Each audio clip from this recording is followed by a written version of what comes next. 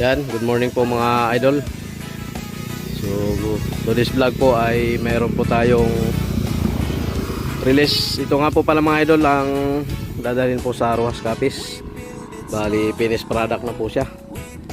So, ayan, bali po ikakarga natin po ito sa truck at i-deliver dun sa San Pedro Laguna. Yan, tapos mga idol, yung may-ari mula San Pedro Laguna, bibiyahin niya papuntang Rojas Capiz. So ito na po ang unit. Yan ay natapos na rin. Yung stainless na version to mga lodi, steel top. Yan with complete accessories. Yan, mayroon tayong visor, ladder sa harapan, dalawang antina, double belt, saka spoiler bumper. Siyempre yung dalawang antina. Yan.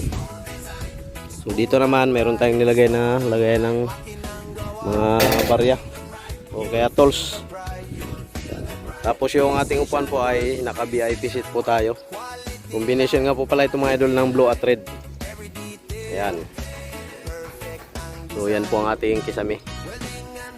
Mayroon din po palang pinalagay yung idol natin ng lagayan ng mga trapal o kaya mga tools. Battery dyan, pwede po sa ilalim na yan. Palagay siya ng malaking toolbox. Siyempre naka-mugs. Ayan.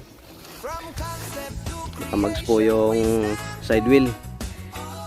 Pang Toyota spandel po ang ginamit natin. Tapos naka-muli po tayo mga lodi. So, ito naman yung design natin dito sa gilid. Ayan. Checkered po pala ang ginamit nating sidings. Tapos round bar dito sa labas. Tapos plain seat yung sa loob. Siyempre mayroon tayong nilagay na salamin. Pang dagdag pogi.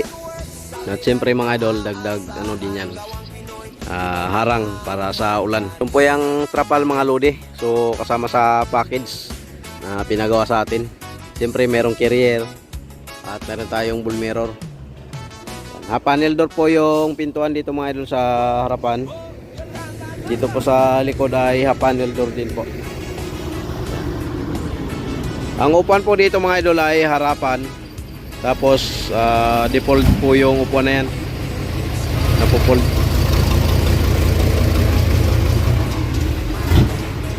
So ito meron din tayong nilagay na design dito sa sanipa. Ayan.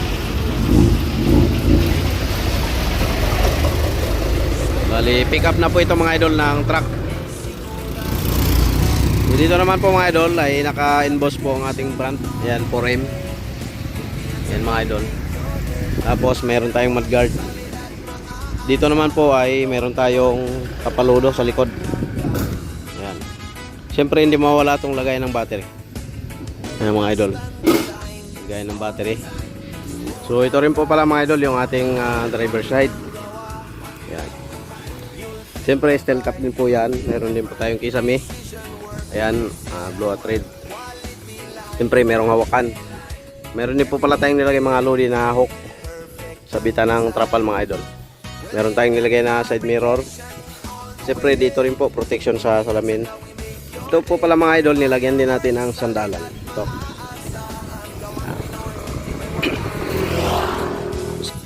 So ayan, sa mga nagtatanong po pala kung magkano yung ganitong klase ng sidecar natin, ang halaga po nitong mga lodi ay inabot po siya ng 89,000. Ayan. Complete package po siya. Meron po siyang trapal paikot. Siyempre meron ding malaking toolbox. Naka VIP seat po yan mga idol. Ayan, complete package siya. Nagkakalaga po siya mga idol ng 89,000. Yung ganitong setup. Sa mga gusto pong pumunta dito mga idol, search nyo lang po yung 4M Ironworks Deep Cycle Sidecar Maker and Fabrication. Makikita po tayo dito mga idol sa Villa Estela Subdivision, Barangay Baclaran, Cabuyao, Laguna. So ayan, maraming salamat po mga idol at God bless you po sa inyong lahat.